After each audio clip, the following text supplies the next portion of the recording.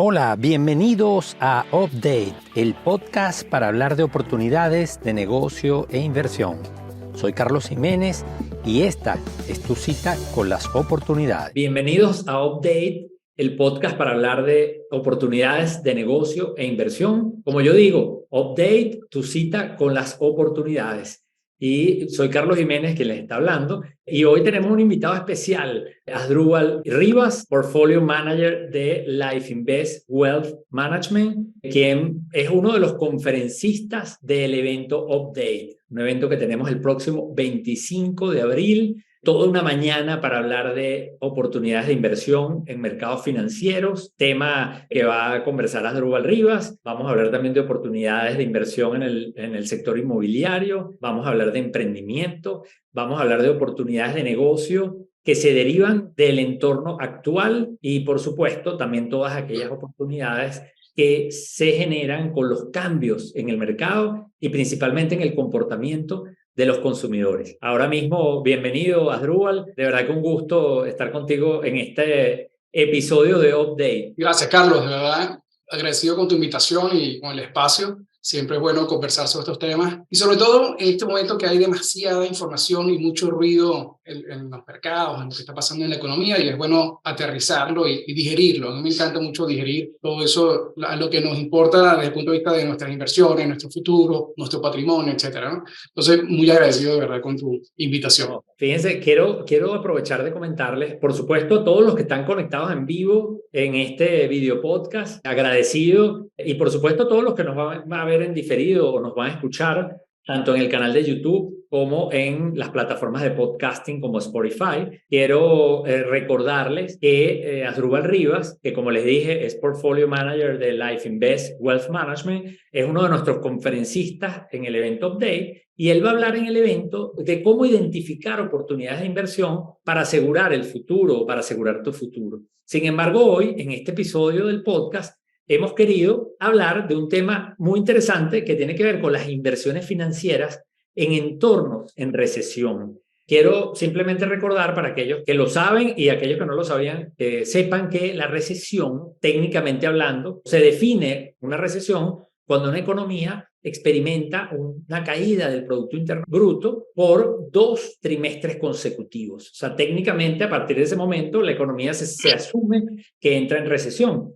Sin embargo, muchas economías que aun cuando su PIB no está disminuyendo, están experimentando un crecimiento muy bajo y eso también genera unas consecuencias.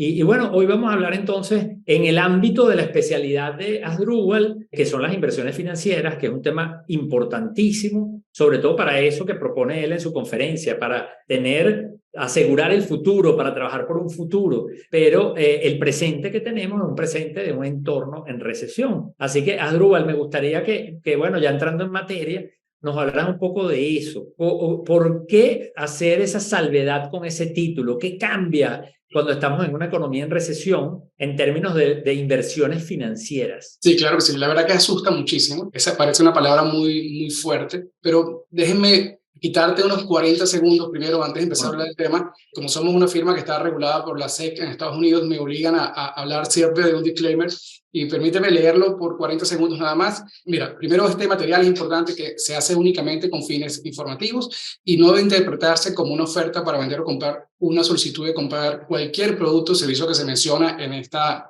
conferencia o este video. Este material no es adecuado para todos los inversionistas, eso es importante tenerlo en cuenta, no es una asesoría de inversión o una oferta de productos o activos en particular. Recomendamos que antes de tomar cualquier decisión de inversión, consultar su asesor financiero o su representante de inversión para validar sobre todo la estrategia que esté ajustada con el objetivo y el perfil de riesgo de cada cliente. Los rendimientos pasados no garantizan rendimientos futuros. Todo lo que se menciona aquí de cifras no necesariamente es una oferta de rendimiento para el futuro, y las inversiones mencionadas no están garantizadas ni aseguradas no están aseguradas y están sujetas a riesgos de inversión, inclusive la pérdida de capital invertido. Por último, Life Invest se excluye su responsabilidad por cualquier declaración o garantía con respecto a la exactitud, integridad, disponibilidad y pertinencia de la información presentada. Dicho eso, disculpen lo aburrido. No, Asdrúbal, esta formalidad que tocas de hacer me encanta que la hayas hecho, aparte que es tu obligación, Sí. porque yo he hecho mucho hincapié en estos episodios de Update, que nosotros este evento y esta iniciativa en general que se ha convertido ahora en el podcast, busca apoyar, ayudar a la gente a conocer mejor acerca de los temas de los negocios, de cómo emprender, de las oportunidades de inversión, y que no estamos haciendo el evento, que además es un evento gratuito y que se pueden registrar online en una dirección que les vamos a compartir. No es un evento para venderles. O sea, en ese evento Asdrúbal ni Life Invest va a venderles un producto específico, así como tampoco la gente que va a hablar de inmuebles les va a vender un proyecto específico. Lo que queremos es compartir con todas las personas que asistan al evento y con ustedes que están en vivo en este video podcast o que lo van a escuchar en diferido, lo van a ver en diferido. Lo que queremos es compartir información valiosa para que cada uno de ustedes tome su decisión, ya sea buscar a alguien que los asesore, ya sea tomar alguna decisión específica, pero esa es un poco la intención de Update, y me encanta que hayas comenzado con esa declaración, porque, bueno, me permite a mí también hacer hincapié en eso, que es un tema importante. Adelante, Rubén. Bueno, y volviendo al tema de recesión, eso para nosotros, bueno, es el tema digamos, del último año y medio, y posiblemente vamos a estar escuchando más esto en los próximos meses. Todavía yo lo que estamos viendo en la firma puntualmente es que este año 23 y posiblemente parte del 24, lo que estamos viendo todavía es una especie de equilibrio post-pandemia. O sea, la pandemia fue en 2020-2021, pero todavía estamos viendo ese equilibrio. O sea, no es una cosa que se resolvió en un año ni menos en dos, ¿no? Entonces, todavía estamos sufriendo eso, y lo que viene ahora y la gran expectativa que hay en el mercado es que tan fuerte podría ser la recesión. O sea, ya hoy no se está discutiendo si viene o no la recesión, que era una gran duda a principio del año pasado. Ahora se está discutiendo sobre el impacto o qué tan fuerte va a venir ese daño en la economía, ¿no? Y eso es algo que la verdad es que pocos saben. Obviamente todos revisamos las cifras semanales, mensuales, trimestrales. Y una de las cosas interesantes es que, acuérdate que los mercados se mueven en función de expectativas. O sea, aquí todo es lo que creemos que pueda pasar en función de lo que está ocurriendo. Y esa expectativa, sí, me gustaría arrancar con esto, es que ha cambiado muchísimo en los últimos 8 meses. Y si regresamos de repente a septiembre, agosto del 2022, la expectativa era muy negativa, muy catastrófica. Estamos hablando de académicos, analistas financieros, bancos centrales, banqueros. Primero, pocos tenían idea del verdadero impacto. De hecho, al principio del 22 fue, oye, la inflación es temporal o no es temporal, es transitoria, usaba la palabra la Fed. Y luego era como que, bueno, no, sí, va a ser fuerte, y ahora va a venir una recesión muy fuerte para el 2023. Recuerdo al presidente del banco más grande de Estados Unidos, que era JP Morgan, Jamie Dimon, diciendo que se venía la tormenta perfecta para este año 23 en cuanto al impacto en la economía, en las compañías, por supuesto en las bolsas, en las inversiones. Entonces, a donde tú mirabas, en la prensa, en los medios, le llamabas a un analista y lo que te decían es, oye, viene algo muy feo. Entonces había como una expectativa muy negativa sobre la economía. Oye, esto de la inflación no va a pasar tan rápido, podemos estar años con la inflación alta.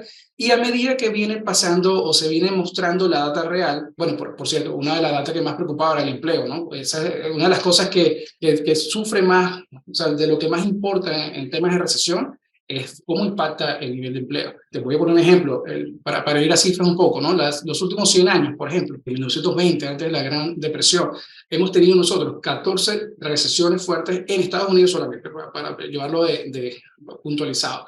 De esas 14 recesiones, al principio eran, digamos, recesiones muy seguidas. O sea, los primeros años 20 al 50, o sea, cada 4 o 5 años había una recesión. O sea, el mundo se va acostumbrando a eso.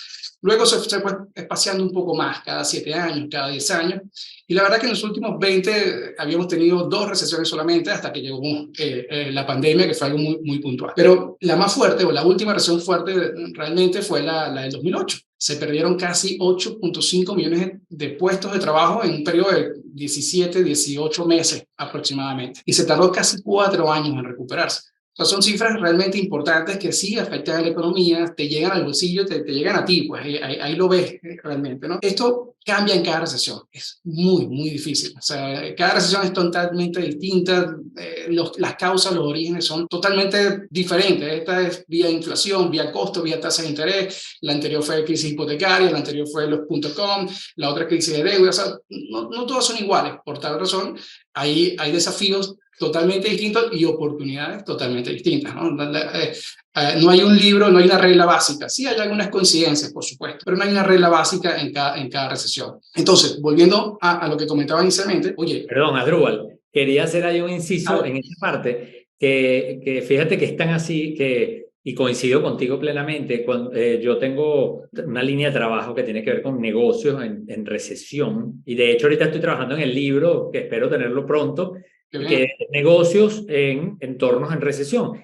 Y la primera recomendación que yo le doy a cualquier empresario que está en un entorno de recesión es evitar respuestas de memoria. Y por eso empiezo diciendo, entendiendo la naturaleza de la crisis. Porque cada crisis, cuando hablamos de crisis, pareciera que es como algo que ya todo el mundo conoce y que es igual, y no. La crisis hay que entenderla, e incluso temas tan específicos como tratar de estimar cuánto puede durar la crisis, porque si una crisis es muy corta, yo las medidas que tomo pueden ser paliativos, a diferencia de una crisis que sea más prolongada, en donde yo puede ser que tenga que tomar medidas estructurales. Entonces, me encanta que comentes eso, porque al final es entender, o sea, hay que empezar por entender la naturaleza de esa crisis, porque la respuesta natural es acordarnos de la crisis anterior y tratar de asumir de que esta va a ser igual o peor. Entonces actuamos de memoria. Entonces es importante eso. Ahora, esta crisis en particular, entonces, Drupal, ¿qué tiene de distinto, por ejemplo, con respecto a crisis que ya conocíamos, de ese periodo que tú estás comentando?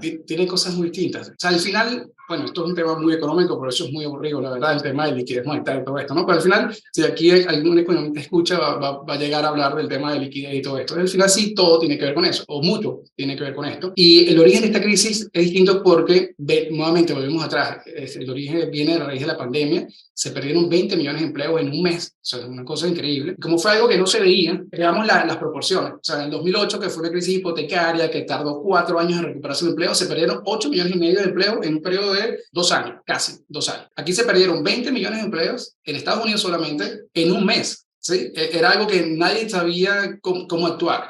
Y lo que se decidió es aplicar una medicina muy ortodoxa, que era, bueno, vamos a ayudar y vamos a inyectar liquidez a la economía, y algo que no hicieron en la crisis pasada es que esa liquidez que inyectaron, que fue básicamente, estamos hablando de casi 30% del PIB americano, o sea, es una barbaridad de dinero lo que hicieron en el 2020-21, y eso fue directamente a la población, buena parte de ella. A diferencia del 2008, donde iban los bancos para tapar los balances, ahorita podemos hablar del tema de la crisis bancaria que vimos hace una semana. Entonces, en términos relativos, fue algo parecido, donde se inyectó mucha liquidez a la economía, solo que en el 2008 iba a tapar un hueco en los bancos, no necesariamente eso fluyó a las personas de a pie o a las compañías, mientras que aquí sí. Aquí no sé si recuerdan en esa época que les llegaban cheques en las familias en Estados Unidos, dependiendo de los miembros de familia, y eso pues evitó primero que la economía colapsara. O sea, obviamente sí hubo un trimestre muy malo, una recesión muy corta, y luego se recuperó relativamente rápido. Aquí el tema es que eso tenía unas consecuencias. O sea, cada cosa tenía su medicina a la vez. La medicina para ese momento fue mucha liquidez para estimular la economía.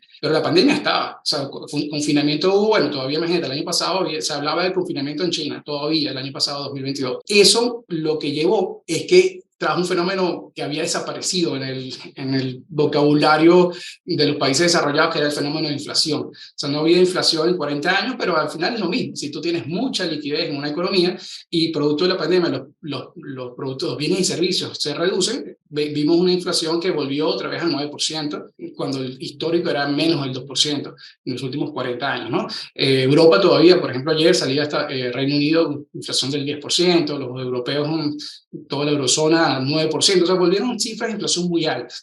Entonces, esa consecuencia, ¿qué dijeron los hacedores de política? Oye, vamos a un problema a la vez. El problema de ahorita es que la economía no colapse, porque una cosa que sí es un problema es que la economía se quede estancada ahí abajo y cueste años en recuperarse. Entonces, bueno, vamos a meterle literalmente esteroides a la economía, al enfermo, para despertarlo, y ya después veremos los efectos secundarios, que sabía todo el mundo que era un tema de inflación. Ya cuando llegue la inflación nos ocuparemos de eso. Bueno, eso ocurrió el año pasado. La inflación llegó a un pico máximo en el mes de junio 2022. Y la solución también es conocida, es, bueno, vamos entonces ahora lo que le dimos en el 2020-21, que era facilidades de dinero, el dinero fácil, regalado, básicamente, porque las tasas de interés las habían bajado a cero, literalmente, y aparte te daban dinero para que salieras a gastar. Eso generó un problema que lo estamos ahora resolviendo, o se está resolviendo, que es subir tasas de interés para que las personas o las empresas, etcétera, consuman menos. Entonces, fíjate lo interesante de esta recesión, que es necesitas enfriar la economía, porque al final lo que sí se ha demostrado es que una de las formas más eficaces en países sobre todo desarrollados para eliminar la inflación de raíz es enfriar la economía. Y enfriar la economía tienes un riesgo,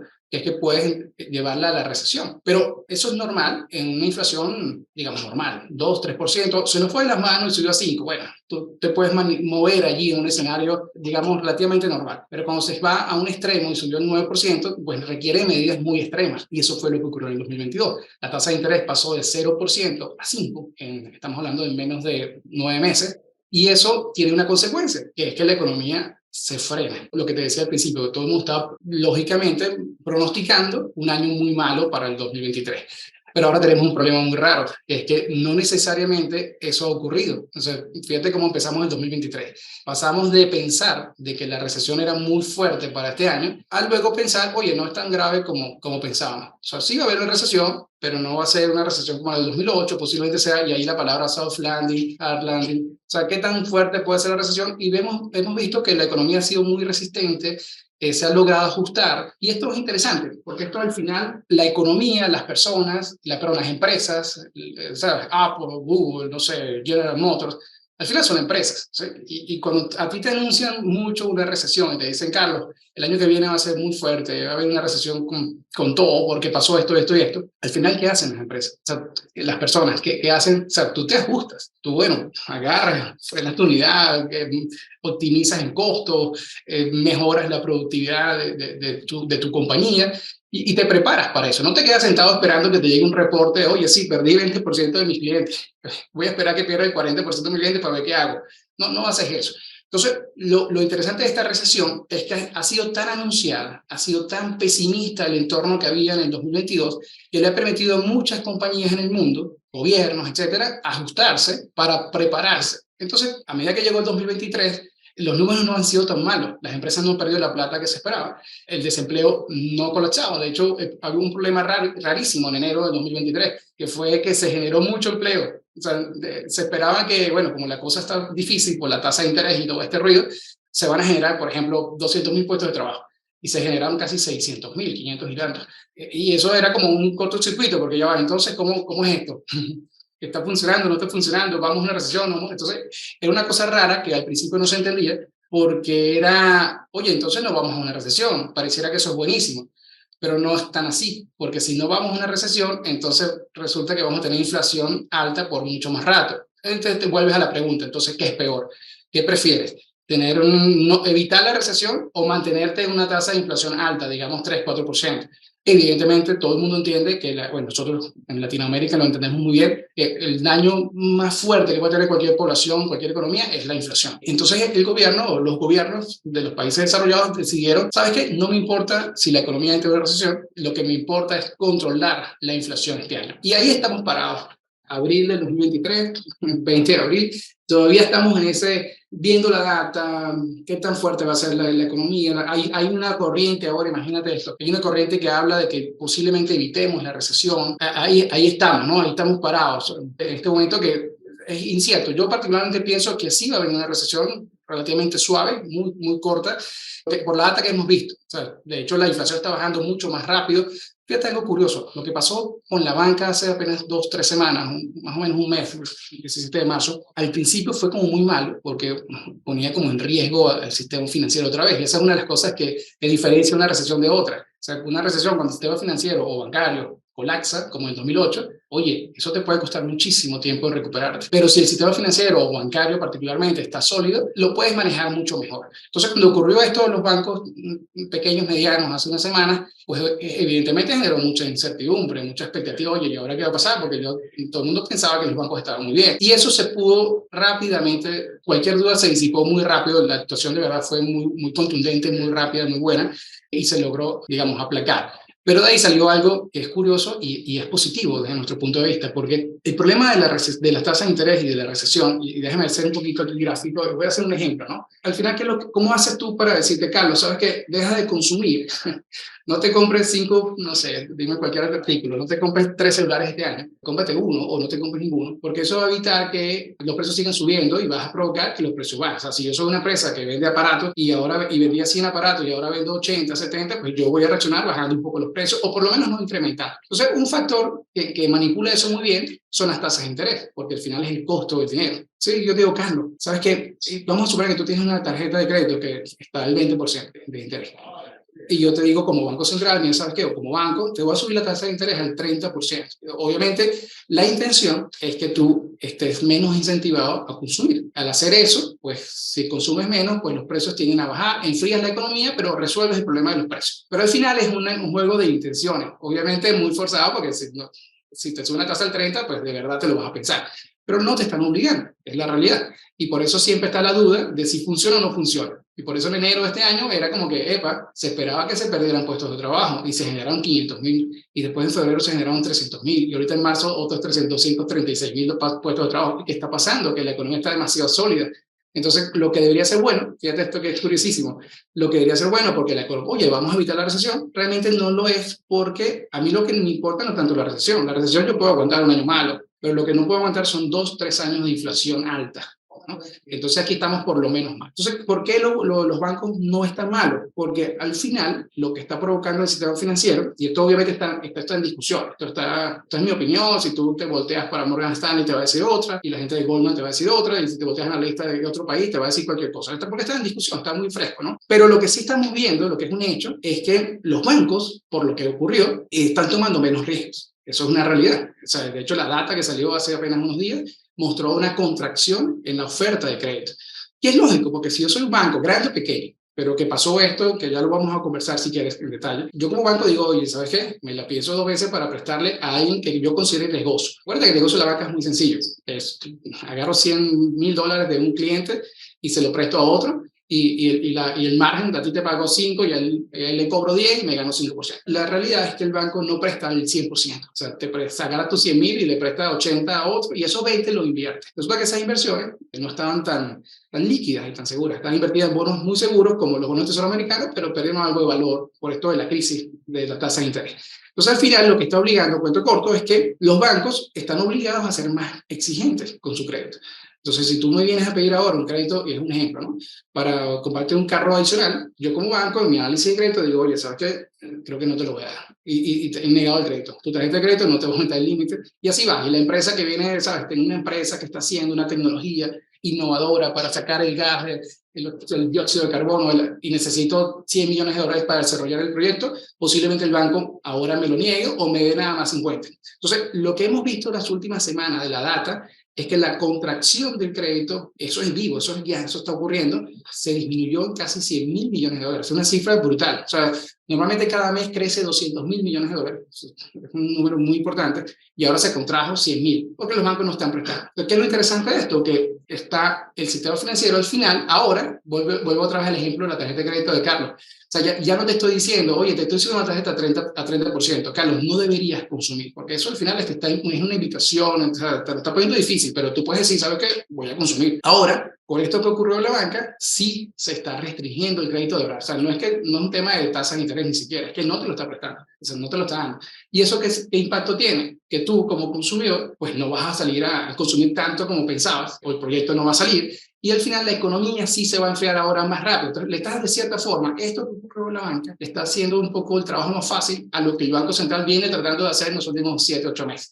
Entonces, no es tan grave desde el punto de vista de lo que queremos, que es que la economía se enfríe rápidamente, pasemos la página para que la inflación se estabilice y luego volvamos otra vez a un plan de estímulo, de crecimiento, etcétera, que normalice. O sea, lo que se busca, y con esto cierro, lo que se busca hoy en día y lo que se está buscando desde que posiblemente de junio del 2022 o posiblemente antes es normalizar, estabilizar la economía, o sea, volverla a un estado de equilibrio que venía, no sé, antes de la pandemia. O sea, eso se está logrando apenas. Y yo creo que esto es positivo porque suma a que esto ocurra, ¿no? Y que ocurra más rápido, que es lo interesante. Adrúbal, me gustó mucho cuando estabas comentando el tema de las expectativas del año pasado, porque recuerdo mucho que, bueno, se avecinaba un año 2023 muy negativo en términos de los mercados. Algunos artículos incluso hablaban de un índice de Standard Poor's 500 de 3.200 y sin embargo justo hoy el mercado está y ya tiene, bueno, si vemos las estadísticas del year to date, estamos hablando de más de 7% de crecimiento este año. Estamos hablando de un índice que está sobre los 4.000. Entonces la pregunta es, ¿por qué si las expectativas eran tan negativas acerca del 2023, a pesar de que el 2023 todavía queda mucha tela que cortar y lo que acabas de decir ahorita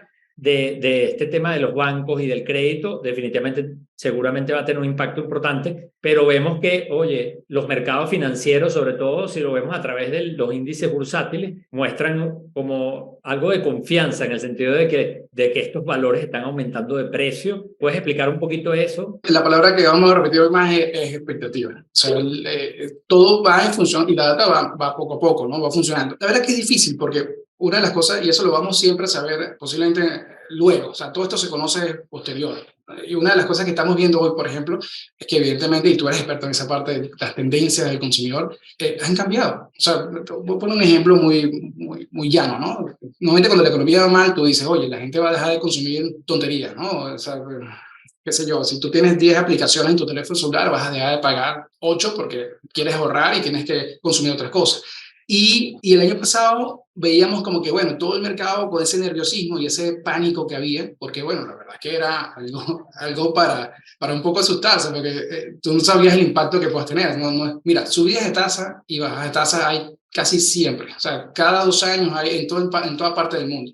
Pero estamos hablando de que sube de, qué sé yo, de medio punto, un cuarto de punto, a veces pasan 3 años y la tasa subió medio punto porcentual. Aquí subió 5% en 7 meses, 8 meses más o menos, y pasó de 0 a 5, o sea, es fuerte lo que pasó, es fuerte el cambio, porque al final o sea, para muchos puede sonar como que, bueno, pero la tasa de interés pasó de 0 a 5.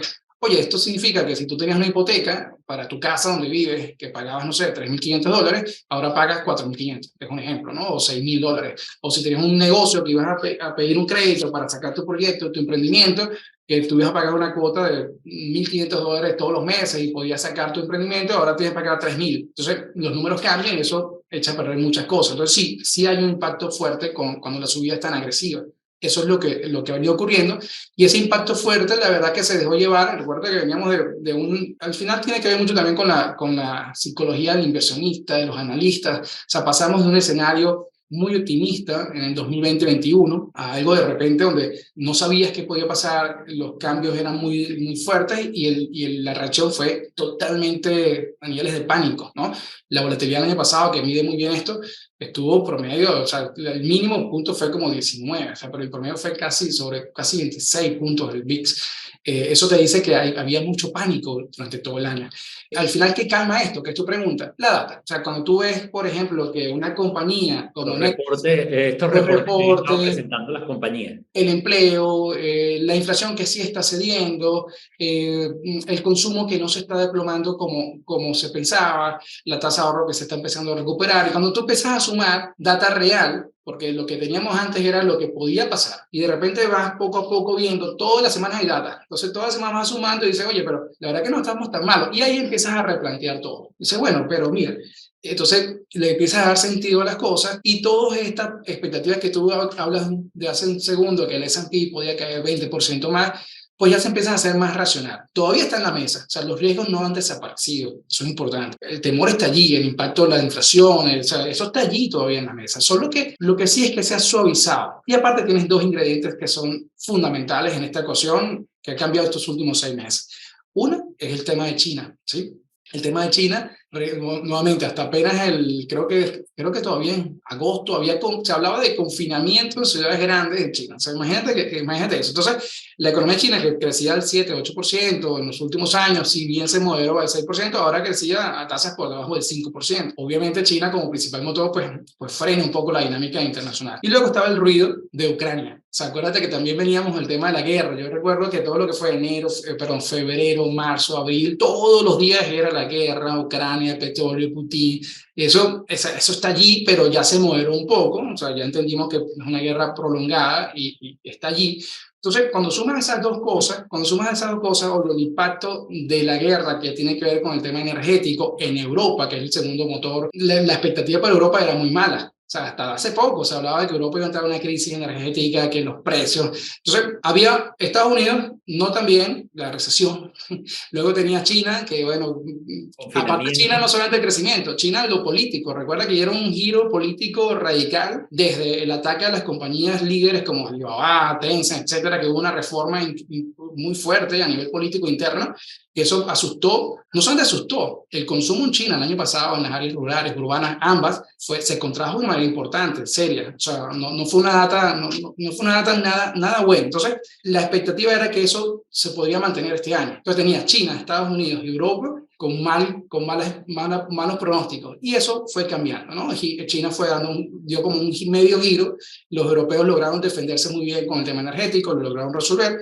Y fíjate que ni siquiera entraron en una recesión como se esperaba los europeos.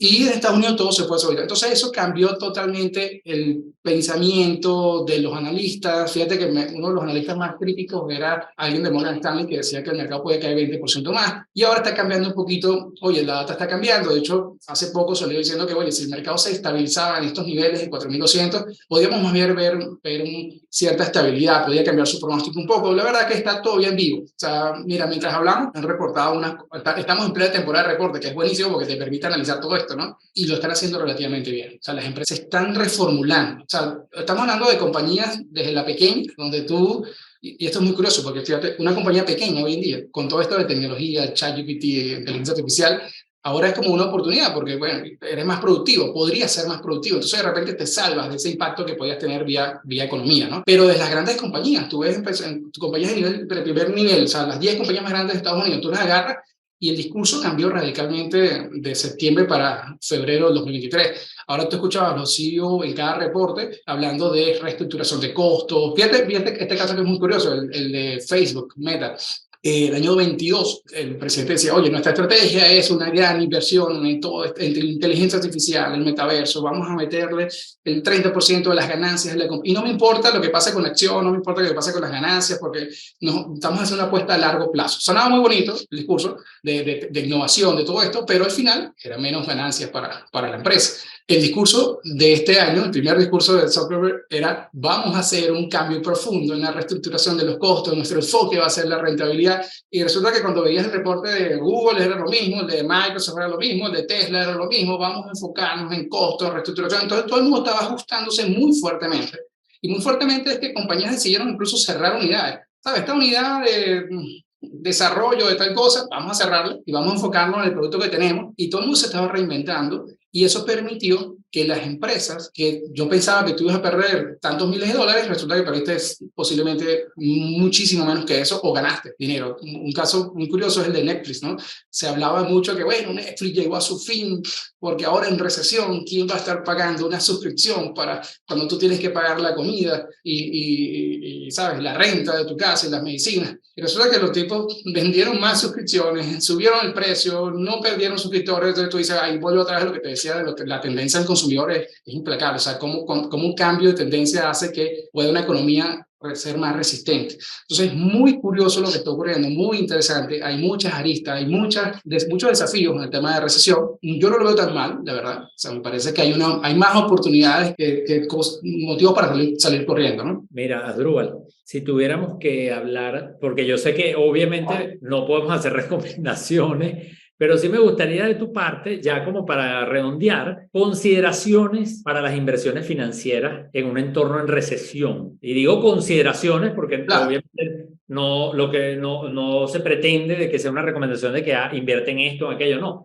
Pero en este entorno que tú describiste muy bien durante estos minutos que hemos estado hablando, ¿cuáles serían las consideraciones que tú podrías dejar acá, así como de mensajes clave que hay que tomar en cuenta para estas inversiones financieras en este contexto? Ok, mira, eso es fundamental porque cuando hablamos de inversiones hay dos canales que tomar, ¿no? Una es el de, obviamente, en qué invertir, que es, bueno, ¿sabes? ¿Qué compro? ¿Qué activo? O sea, el dato. ¿sabes? O sea, dime qué es lo que voy a salir a comprar para...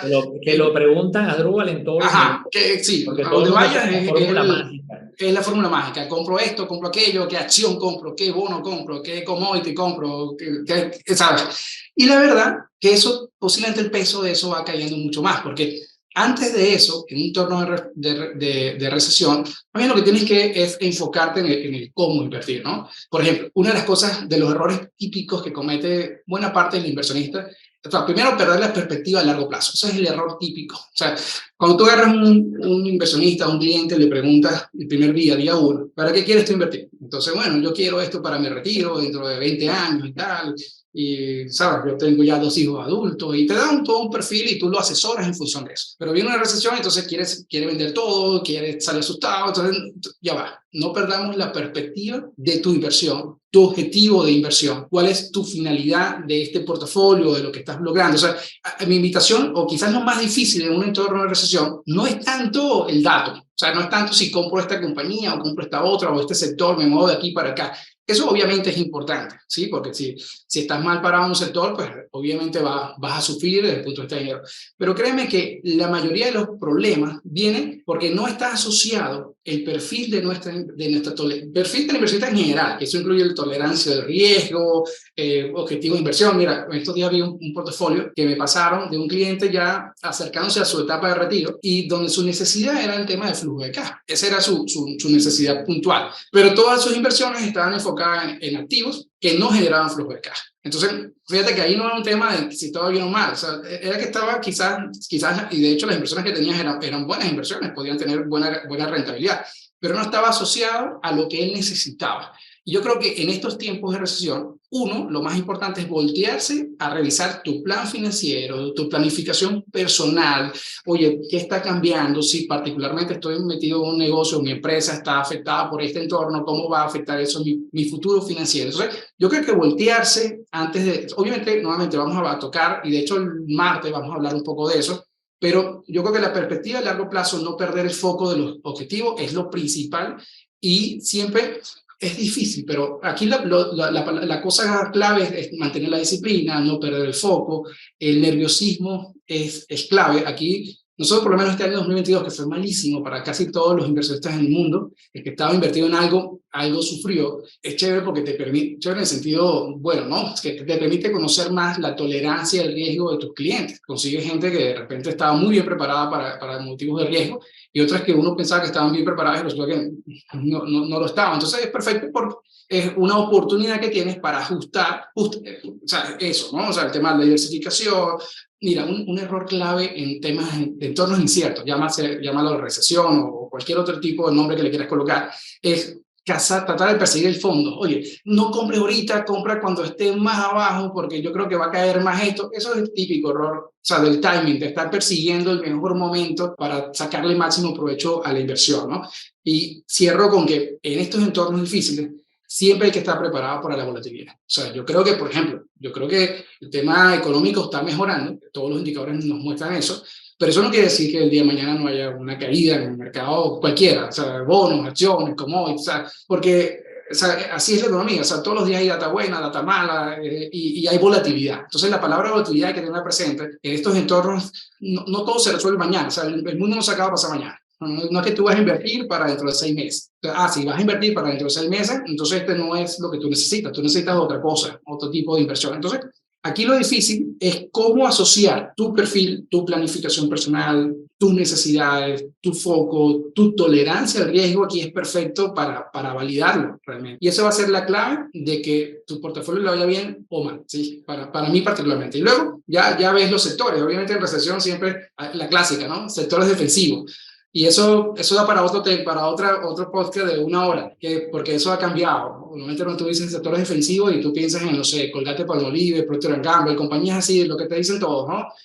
Salud, bienes básicos, consumo masivo, que son cosas que no les pasa nada o les pasa muy poco cuando hay recesión, porque la gente no lo deja de consumir. Y resulta que hoy en día la tecnología, por ejemplo, se ha vuelto algo defensivo, ¿no? Y aquí algo curioso. Al final, el tema de tasas de interés, que es el problema que tenemos hoy en día. ¿Cuál es el problema de tasas de interés? ¿Por qué es un problema que la tasa de interés suba? Bueno, porque es más costoso el dinero, ¿no? Primero que nada. Entonces, si tú tienes un negocio y necesitas financiarte, oye, tú tienes un problema, porque si pagabas 2% antes, ahora vas a pagar 8, 7, 10. Entonces, tú como empresario, oye, el costo de financiamiento alto te la pone difícil, ¿no? Y así sucesivamente. Luego, si la economía entra en recesión, pues tienes que irte a sectores que tengan demandas muy seguras, o sea, donde esto tú estás seguro que te lo van a comprar. Y cuando te volteas al sector tecnológico, consigues como empresas que tienen primero mucho cash, o sea, generan flujo de caja. Te puedo poner el ejemplo de Apple. Apple tiene en caja chica, o sea, en su balance bancario, $200 mil millones. O sea, estos tipos, los bancos se le paran y le dicen, mira, no te voy a prestar ni un dólar, y Apple se les ríe en la cara. Dice, yo tengo 200 mil, los puedo comprar todos ustedes juntos, ¿no? Entonces, las compañías de tecnología tienen mucho cash fresco, generan mucho flujo de caja, y particularmente, ¿cuál es el problema hoy? Liquidez, etcétera, tal. Entonces, estas compañías se han vuelto más bien defensivas. Entonces, fíjate lo interesante. Por eso digo que al principio decía que cada recesión es distinta, cada sector defensivo es distinto. Entonces hay que verlo con mucha lupa y al final es alinear eso a tu perfil. O sea, no es lo mismo Carlos, Juan, Ana, Asdrúbal. O sea, cada portafolio es distinto, cada necesidad es distinta. Lo que puede funcionar para mí, de repente es totalmente, no funciona para ti o para Anita. Entonces, oye, eso es lo que hay que tener en cuenta. Esa es mi invitación. Gracias, Asdrúbal. Yo creo que aquí hay unos mensajes clave. Ya Asdrúbal los ha dejado muy claros. Yo me atrevería a decirle un mensaje importante es que aún en ambientes en recesión o de alta incertidumbre hay muchas oportunidades porque caemos en el error de la generalización, que ya lo he comentado varias veces. A veces pensamos de que en una economía en recesión todos perdemos, así como pensamos que en una economía en crecimiento todos ganamos, y eso no sucede así. Así que eso es un tema importante, evitemos la generalización, evitemos pensar en que un entorno como el que tenemos no se presta para hacer negocios, buenos negocios o para hacer buenas inversiones. Pero el otro tema importante es que debemos evitar buscar fórmulas mágicas. Como yo digo, la vemos en todas las industrias, personas que quieren adelgazar sin esfuerzo, personas que se quieren hacer ricos sin esfuerzo, personas que quieren montar negocios y ser exitosos sin esfuerzo. Y cuando me refiero a esfuerzo, no me refiero a un esfuerzo literal, sino me refiero a todas las capacidades y recursos que se requieren para lograr el objetivo. Y lo primero, fíjense que muchas veces nos vamos al cómo, a la importancia de la estrategia, a la importancia de los recursos que necesito, las habilidades, pero se nos olvida el qué, que muchas veces estamos tan entusiasmados o tan obsesionados con lo que queremos lograr que se nos olvida definir qué es lo que queremos lograr. Y por eso me gusta cuando Asdrúbal dice, ya va, depende de cuál es tu objetivo. Si tú necesitas el dinero en 6 meses, no es lo mismo que tú estés ahorrando para el retiro, o estés invirtiendo para el retiro, o para tu retiro.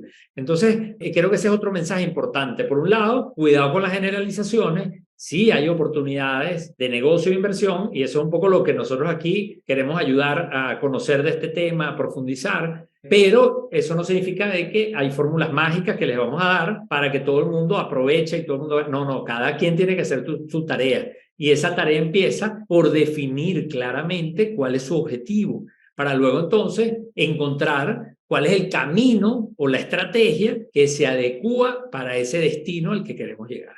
Entonces, eso es un poco parafraseando muchas de las cosas que yo estoy aprendiendo aquí de Asdrúbal, pero que vamos a seguir profundizando en el evento el 25 de abril. Ya estamos muy cerca, así que no dejen de registrarse en Update. Aquí les voy a compartir la dirección, el enlace para que se registren en este evento, que es completamente gratuito y donde Asdrúbal Rivas va a tener una conferencia que, como ya les comenté, es una conferencia que va a estar enfocada en cómo identificar oportunidades de inversión para asegurar tu futuro. No te la pierdas. Muchas gracias, Asdrúbal, por haber compartido esta tarde para adelantar un poquito sobre esto. Fue un placer escucharte y bueno, agradecido con todos los que se conectaron en este video podcast en vivo, pero también a todos los que nos van a ver en diferido a través de YouTube y a través de las plataformas de podcasting en donde está el podcast de Update. Muchas gracias a todos y nos escuchamos en la próxima. Muchas gracias por escuchar este episodio de Update.